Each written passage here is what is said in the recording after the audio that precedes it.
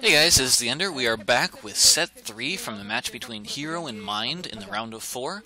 This is a best of 5 in the Sonic All-Stars tournament. And, I really thought Game 2 was a great game. We saw a whole lot of tech from both players. We saw a nice game where both players got to choose their army composition. And, in the long game, Hero managed to pull it out. So here we are, Game 3, score is tied 1-1. In the bottom right position, the yellow Terran, we have Mind. And in top right position, the red Zerg, we have by Hero. So, of course, our casters are the great beneficiary of... No, not beneficiary. The great steward. Alright, steward's the right word. Great steward of StarCraft, Sonic himself. I believe that's Kim Carrier, the legendary caster, in the middle. And some other guy that I have no idea who it is in the back. Oh, and of course there's me, TheEnder. So, let's see what we got in store for us in game number 3. This is on Electric Circuit. Uh-oh.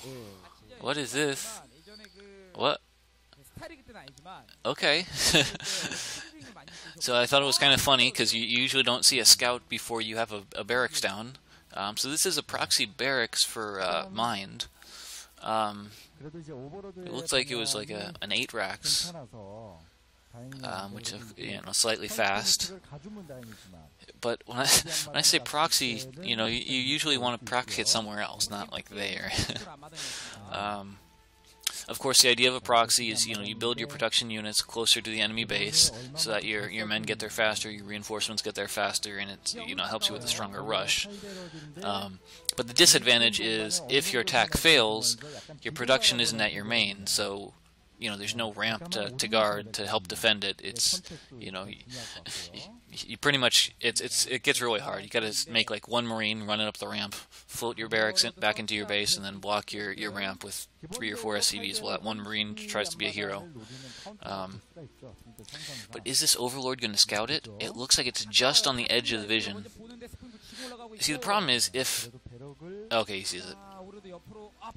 Yep. Oh, in addition to seeing it, he's pulling back so it doesn't look like he's seen it. So of course that's a huge thing. It's not just what you know; it's what the enemy knows you know.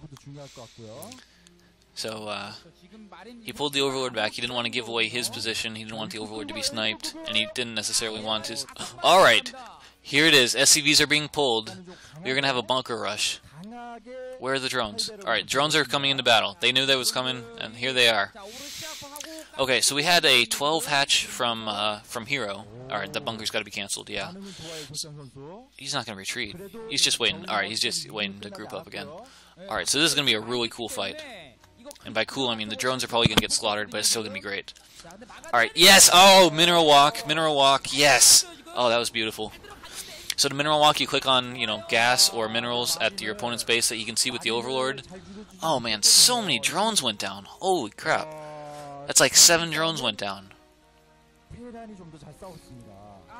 Come on, fight with the Lings, fight with the Lings. You gotta stop the bunker, you gotta stop the bunker. Drone, yes! All the Marines go down. All the Marines go down. SCVs are fighting Lings.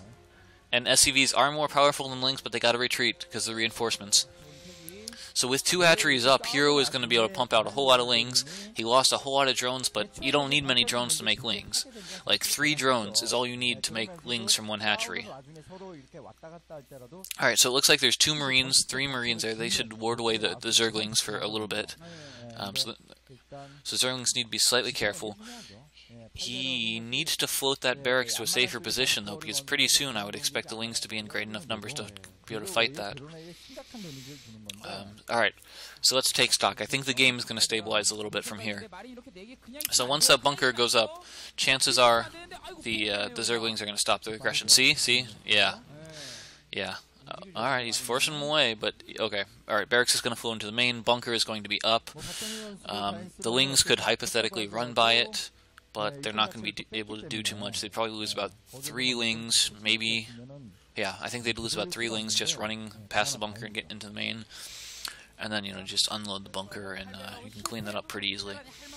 Alright, so one racks expand is more or less what Mind is going to have. We've got a gas as a natural. Do we have another gas in the main? Excellent denial of scout from Hero. It looks like he stopped after making 6 lings, which is not usually what happens. Usually you see it almost an all-in ling attack, but I guess Hero believes his economic position is strong enough that he doesn't need to go for an all-in. He can just go for like a more usual game. Alright, so we saw Lair was on the way. Got one gas as a natural, which is an interesting choice.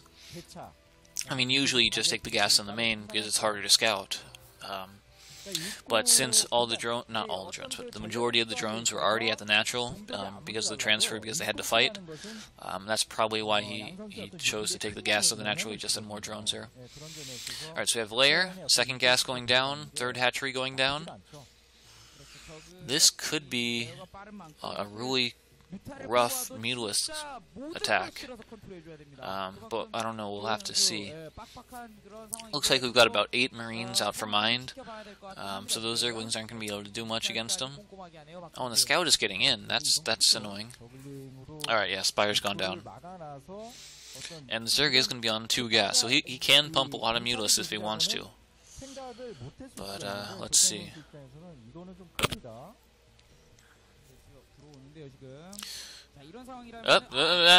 Yeah, Lings need to run.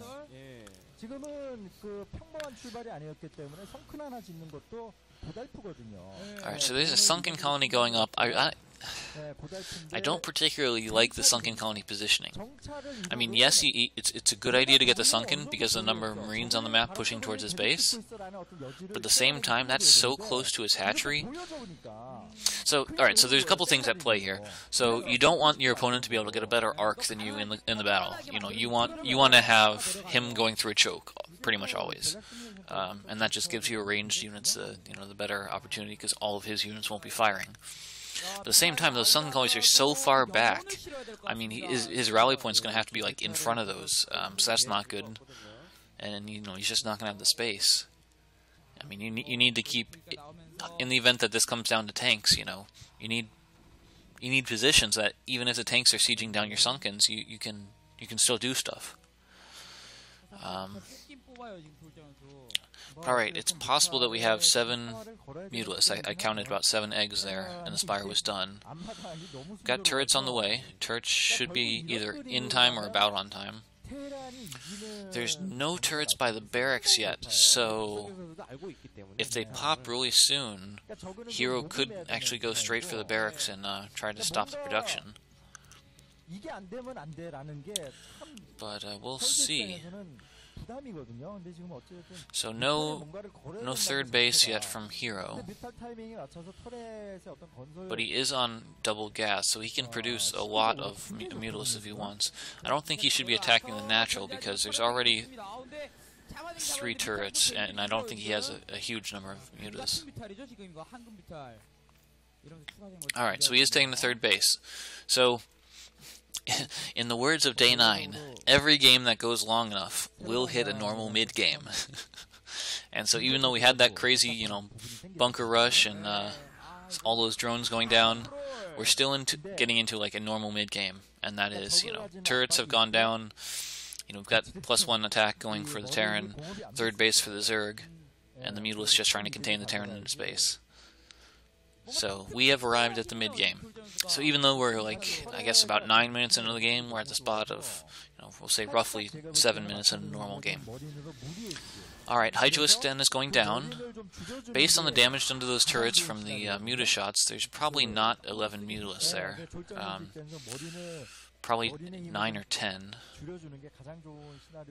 We've got a drone transfer to the third, which you don't actually see all that often, usually because Zergs don't have that high of a drone count at any individual base. But of course, yeah, this was not a standard game. Alright, so we've got an Evo chamber in addition to the Hydra Den. Hydra Den's going to be for lurkers. Evo chamber is going to be for +1 armor. Of course, any melee unit will really be, advantaged by getting armor upgrades because usually they already have, very high attack. They just need to have the armor so they can close the distance. Alright, now that right there is 11 Mutalisks. And that turret's going to burn down. Or at least it should. Yeah, they're right. It burned down. Alright, so those Mutas are getting some good shots off. Oh, missed a shot. Missed 2 shots. Muta Micro's hard. It's just hard. But, alright, so third base is up. We're getting gas from it already for Hero. Hydras are out. They should be morphing to Lurker soon. Still only 2 racks, so we're not going to be able to see a push until, you know, we can get some more production out. Oh, lost a Mutalisk there in exchange for a Medic. More drones. Queen's Nest. So, and we got Science Facility and a vessel on the way. Looks like the main, if you actually go towards the main, there's only 1 turret there. That could be a decent spot to attack, but by now the Muta count's pretty low, I think. It's not very high. It's not even going to keep the Marines locked in their base. Alright, but Lurker tech is completed, some Lurkers are done. Now, oh, sink 'em, sink 'em. So of course, yes, this is a really important thing. So if Hero's able to get Lurkers on the side of that bridge that he has, you know, the Marines are going to have to come across the bridge to take him. And that bridge, you know, with Lurkers there is going to be hard to take. So of course that gives several, you know, benefits and opportunities to Hero. One of the things Mind can do is go to the south and push up the wider ramp there where there's no men, and then come. But that being said, it's a really long way to go. So he doesn't have to cross the narrow bridges. Or, as you can see here, he's just waiting until he has tanks, and even unsieged tanks will outrange Lurkers. Whoop, vessel. Okay, oh! Oh! Split him, split him! I think that's actually 2 Mutas in there. Oh, maybe that wasn't. Alright, so the vessel came out. Mutas could have taken some bot shots on it. They didn't actually do that. Yeah. So the tanks are sieged with the vessel. They're going to be able to push the Lurkers all the way back, get a lot of ground. Hive is on the way. So there is a time limit on this attack. Once Defilers come out, that attack is not gonna be able to go much further unless they've already cleaned up most of the Zerg units. All right, but he's going for it. Hero is going for it. We got a lot of Lurkers. Lurkers are going down, and one's first shot. About a third of the Marines die right now. About half the Marines are gone. But the problem is the Lurkers are too far away from that tank. All right, so they're moving in. So of course, you know, Lurkers cannot attack while they're moving. So if you see, you know, if you burrow them too far away, you know, you've got problems. You know, they have to stop attacking. Alright, so we've got 5 Lurkers, 6 Lurkers alive from the initial engagement. We got reinforcements, so with those reinforcements, he should be able to hold it. Hive is done because the Nidus is down. So chances are there's already a Defiler mound too. Alright, so the Scourge are going to pick off one of the vessels. Slight waste there, use 2 Scourge and only needed to use 1. Free Overlord. But that being said, the Hive tech is done. By the time they get to the natural, there will be Consume out. And once there is Consume, Dark Swarm is only seconds away. Alright, we have a second Evo Chamber. So chances are, +1 Carapace is done, and we're going to see the melee attacks starting to get upgraded as well.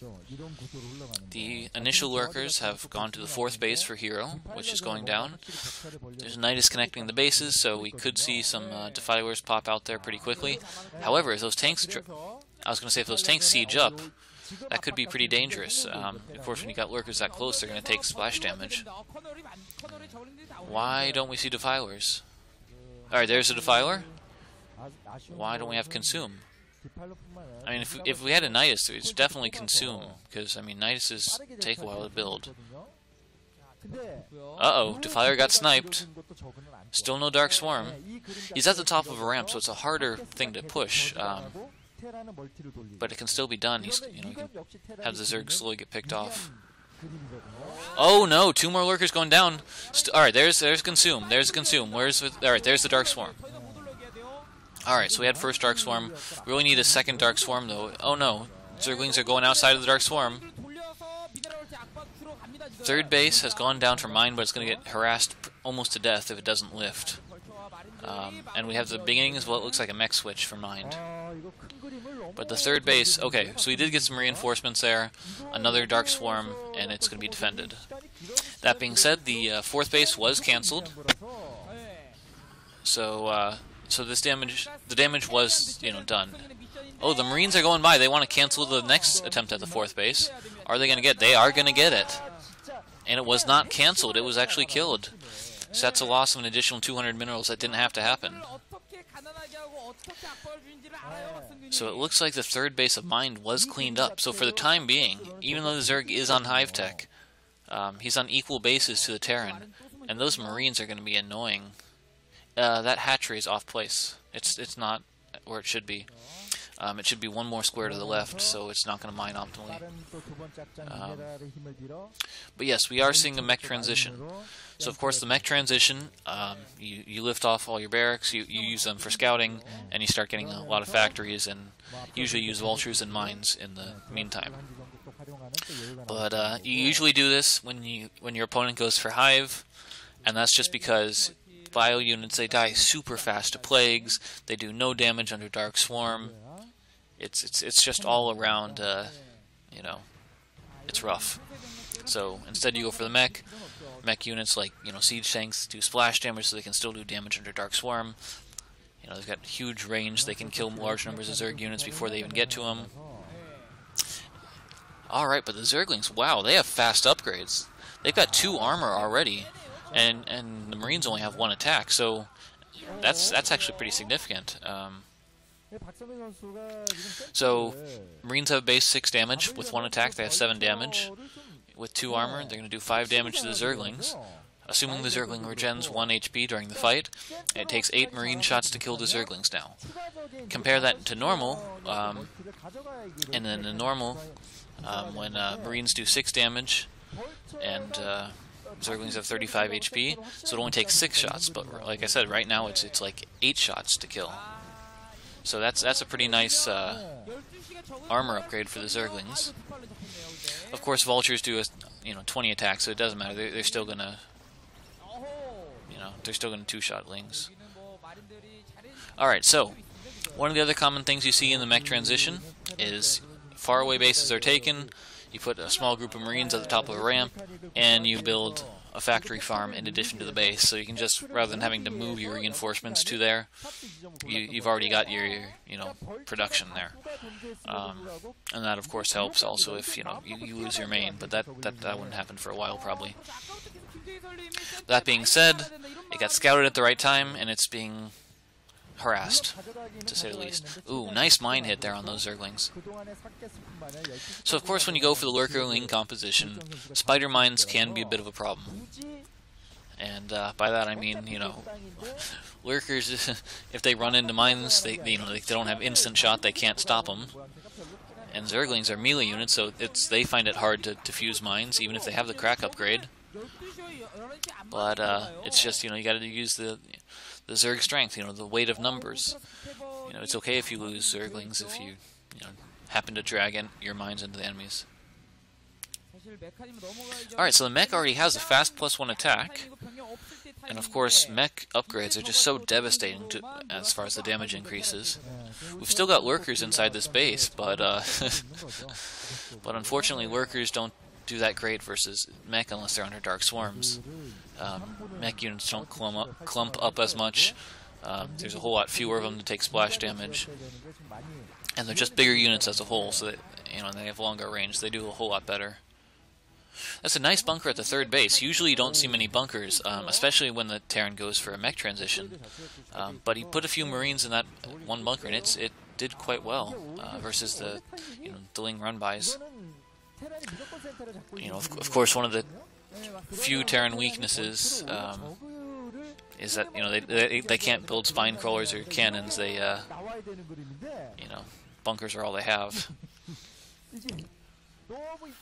Good mine drag by those lings. Alright, so this base is stabilized, and we do have about 3 or so factories going down. So that puts the Terran on 4 bases, 3 of them being gas. The Zerg is getting up his 5th base at the 12 o'clock position, but it's going to be 5 gas. 5 gas Zerg. You can get a lot of ultras and defilers on that. That's rough. So we saw 3 overlords. They've got speed. I would not be surprised at all if they have drop. They're probably going for the bottom left position, possibly the main, but oh no, Marines, drop. Alright, so we have a lurker drop with some defilers. Of course, that's a really annoying type of drop, because, mainly because, you know, lurkers under Dark Swarm, if they're burrowed, they're nearly invincible. So, I looked it up in a forum recently. It's slightly complicated the way lurkers under Dark Swarm works. So usually units under Dark Swarm take splash damage, but since they're burrowed, they don't. So burrowed units under Dark Swarm do not take splash damage. However, the primary attack can still hit if you're placed in the right position. Ooh, this is going to be a scary drop. We have Ultralists out. They do have... Oh, Ultras have a full 5 armor.